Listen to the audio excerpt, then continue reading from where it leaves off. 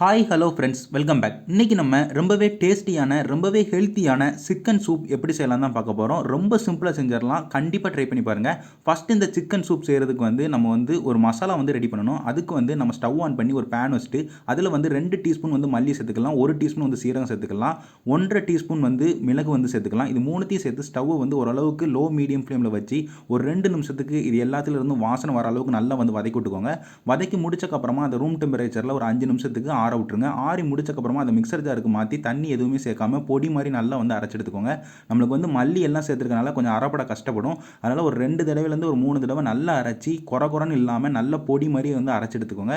இந்த பொடி தான் நம்மளுக்கு ரொம்பவே முக்கியம். வாசனையும் நல்லா கொடுக்கும். அதே நேரத்தில் நம்மளுக்கு சூப்புக்கு நல்ல காட்டமும் கொடுக்கும். அதனால் நான் சொன்ன அளவில் அரைச்சிக்கிட்டிங்கன்னா ரொம்பவே சூப்பராக சூப் கிடச்சிரும். இப்போ இதை ஒரு பவுலுக்கு மாற்றி வச்சுக்கோங்க. இப்போ நம்ம சூப் செய்ய ஆரம்பிச்சிடலாம். அதுக்கு ஸ்டவ் ஆன் பண்ணி ஒரு கடாய் எடுத்து வச்சுக்கோங்க. அதில் எண்ணெய் ஒரு 2 டேபிள் ஸ்பூன் கடலெண்ணெய் சேர்த்துக்கிறேன். ரொம்ப எண்ணெய் சேர்க்க வேண்டாம் சூப்புக்கு. அதனால் ஒரு 2 டேபிள் ஸ்பூன் மட்டும் சேர்த்துக்கோங்க. எண்ணெய் லைட்டாக சூடாக ஆரம்பிச்சக்கப்புறமா பட்டை 1 இன்ச்சு சைஸ் இருக்க பட்டை 2 பட்டை சேர்த்துக்கோங்க.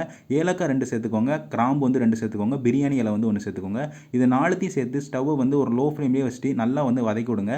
ஒரு 30 செகண்டுக்கு மட்டும் வதக்கி விடுங்க. வதக்கி முடிச்சக்கப்புறமா நம்ம சின்ன வெங்காயம் சேர்த்துக்கலாம். பெரிய வெங்காயம் சேர்க்கறத விட சின்ன வெங்காயம் சேர்த்தா ரொம்பவே ஹெல்த்தியாகவும் இருக்கும். அதே நேரத்தில் ரொம்பவே டேஸ்டியாகவும் இருக்கும்.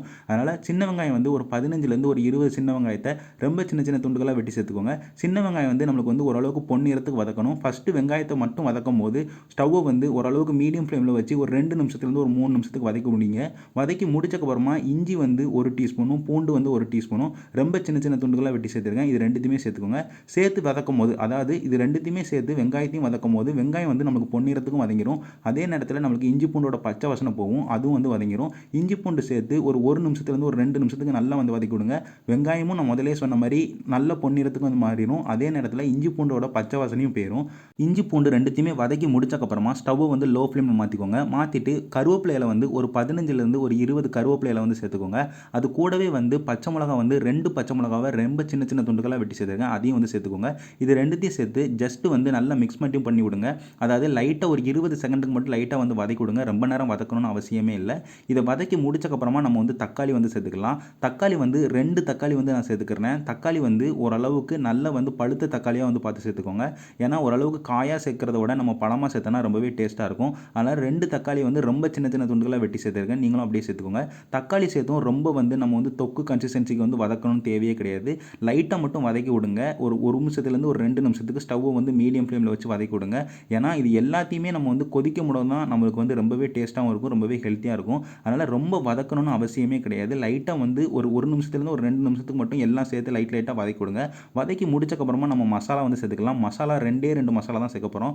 ஒன்று பார்த்துக்கிட்டிங்கன்னா மஞ்சள் தூள், அது ஒரு 1/4 டீஸ்பூன்லேருந்து ஒரு 1/2 டீஸ்பூன் சேர்த்துக்கோங்க. நீங்கள் நல்ல மஞ்சள் தூள் நான் எடுப்பேன்னு நினைச்சிங்கன்னா நீங்கள் 1/2 டீஸ்பூன் சேர்த்துக்கலாம். இல்லை எனக்கு மஞ்சள் தூள் அவ்வளோவா வேண்டாம்னா நீங்கள் ஒரு 1/4 டீஸ்பூன் மட்டும் சேர்த்துக்கோங்க. உப்பு நம்ம ஒரு டீஸ்பூன் உப்பு சேர்த்துக்கிடுவோம். பத்தலைன்னா நம்ம திரும்ப சேர்த்துக்கிடுவோம். உப்பு மஞ்சள் தூள் ரெண்டுமே சேர்த்து ஒரு 30 செகண்டுக்கு வெங்காயம் தக்காளியோட வதக்கி முடிச்சக்கப்புறமா நம்ம சிக்கன் சேர்த்துக்கலாம். சிக்கன் நீங்கள் செய்ய போகிறது சூப்பு, கிரேவி கிடையாது. அது முக்கியமாக பார்த்துக்கோங்க. உங்கள் எல்லாருக்குமே தெரியும், சூப்னாலே நம்ம அந்த சிக்கனில் இருக்கிற போனோட சத்தை தான் நம்ம அதிகமாக எடுப்போம். அந்த சத்து தான் நம்மளுக்கு சூப்பாக மாறும். அதனால் நான் இன்றைக்கி சேர்த்துருக்கிறது 300 கிராம் சிக்கன் சேர்த்துருக்கேன். அந்த 300 கிராம் சிக்கனில் ஒரு 70% போன் தான் இருக்கணும். ஒரு 30% கறி இருக்கணும். அந்த மாதிரி நீங்கள் பார்த்துக்கோங்க. போன் அதிகமாக இருக்கிற பீஸாக பார்த்து எடுத்துக்கோங்க. ஏன்னா நம்ம கொதிக்க விடும் போது அந்த போனில் இருக்கிற சத்து அந்த தண்ணியில் இறங்கி நம்மளுக்கு அது சத்தாக கொடுக்குறது தான் நம்மளுக்கு அந்த சூப் அப்படின்னு நம்ம சொல்லுவோம். அதனால் முக்கியமாக போன் பீஸாக பார்த்து எடுத்துக்கோங்க. முக்கியமாக மேக்ஸிமம் போனாக பார்த்து எடுத்துக்கோங்க. போனாக பார்த்து ஒரு 300 கிராம் எடுத்து அதை நான் சேர்த்துக்கிட்டேன். அது கூடவே நம்ம முதல்லே அரைச்சி வச்ச அந்த மசாலா, அதாவது மல்லி, அதுக்கப்புறமா சீரகம், அதுக்கப்புறமா மிளகு, இது சேர்த்து அரைச்ச மசாலாவும் மொத்தமாக சேர்த்துக்கோங்க. அரைச்சது மொத்தத்தையும் சேர்த்துருங்க. அது போதும். நம்ம கொஞ்சம் கம்மியாக சேர்ப்போம்லாம் நினைக்காதீங்க. நான் அரைச்ச மொத்தத்தையும் சேர்த்தா தான் நம்மளுக்கு அந்த காட்டம் கொடுக்கும். அது எல்லாமே சேர்த்து ஒரு நிமிஷத்துலேருந்து ஒரு 2 நிமிஷத்துக்கு நல்லா கிண்டி விட்டுக்கோங்க. ரொம்ப கிண்டி விடணும் தேவையே கிடையாது. ஒரு நிமிஷத்துலேருந்து ஒரு 2 நிமிஷத்துக்கு ஸ்டவ்வை லோ ஃப்ளேமில் வச்சு நல்லா கிண்டி விட்டுக்கோங்க. கிண்டி முடிச்சக்கப்புறமா நம்ம சூப்புக்கு தேவையான தண்ணி நம்ம சேர்த்துக்கிட்டோம். சூப்புக்கு தேவையான தண்ணி ஒரு 1 லிட்டர்லேருந்து ஒரு 1.25 லிட்டர் வரைக்கும் நம்ம சேர்த்துருக்க அந்த மசாலாவுக்கு நீங்கள் சேர்த்துக்கிடலாம். அதுக்கு மேலே சேர்க்க வேண்டாம், அதுக்கு கம்மியாகவும் சேர்க்க வேண்டாம். நம்மளுக்கு சூப் கொஞ்சம் தண்ணியாக இருக்கணும். அதே நேரத்தில் ரொம்பவும் தண்ணியாக மாறிடக்கூடாது. அதனால் ஒரு 1 லிட்டர்லேருந்து ஒரு 1.25 லிட்டர் தண்ணி சேர்த்துக்கிட்டு நல்லா மிக்ஸ் பண்ணி விட்டுக்கோங்க. மிக்ஸ் பண்ணி முடிச்சக்கப்புறமா நான் சொன்ன காரம் காட்டம், அதாவது காரம்னு கூட சொல்லக்கூடாது, சொல்லக்கூடாது, காட்டம் தான் சொல்லணும். காட்டம் வந்து கரெக்டாக இருந்தது. அதே நேரத்தில் உப்பு வந்து கொஞ்சம் கம்மியாக இருந்தது. அதனால் ஒரு 1/4 டீஸ்பூன் மட்டும் உப்பு வந்து சேர்த்துக்கிட்டேன். உங்களுக்கு கரெக்டாக இருக்கான்னு நீங்கள் பார்த்துக்கோங்க. எனக்கு பத்தலைங்கிறதுக்காண்டி நான் ஒரு 1/4 டீஸ்பூன் உப்பு சேர்த்து திரும்ப மிக்ஸ் பண்ணி விட்டு மூடி போட்டு ஒரு 15 நிமிஷத்துலேருந்து ஒரு 20 நிமிஷத்துக்கு கொதிக்க விட்டுருங்க. ஓரளவுக்கு ஹை ஃப்ளேம்லேயே வச்சு கொதிக்க விடுங்க. ரொம்ப மீடியம் ஹை ஃப்ளேம், ரொம்ப ஹை ஃப்ளேமுக்கு போயிட வேண்டாம். மீடியம் ஹை ஃப்ளேமில் வச்சு கொதிக்க விடுங்க. ஒரு 17 நிமிஷத்துலேருந்து ஒரு 18 நிமிஷம் கழித்து நீங்கள் திறந்து பார்த்தீங்கன்னா உங்களுக்கு சூப்பு வந்து ரொம்பவே சூப்பராக ரெடி ஆயிரும். அந்த தண்ணி நம்ம சேர்த்துருக்க தண்ணி எல்லாமே சூப்பாக மாதிரி அந்த சிக்கனோட வாசனை வந்து சிக்கன் சூப் வாசனை ரொம்பவே சூப்பராக உங்களுக்கு வர ஆரம்பிச்சிடும். அதே நேரத்தில் டேஸ்ட்டும் ரொம்பவே சூப்பராக இருக்கும். கடைசியாக வந்து கொத்தமல்லி இலை மட்டும் தூவி விட்டுட்டிங்கன்னா உங்களுக்கு இந்த சிக்கன் சூப் வந்து ரொம்பவே சூப்பராக கிடச்சிடும். ரொம்ப சிம்பிளாக செஞ்சிடலாம், ஈஸியாக பண்ணிடலாம். ஒரு 20 நிமிஷத்துலேயே நம்ம வந்து ரொம்பவே சூப்பராக ஒரு ஹெல்த்தியான சிக்கன் சூப் வந்து ரெடி பண்ணிடலாம். கண்டிப்பாக ட்ரை பண்ணி பாருங்கள்.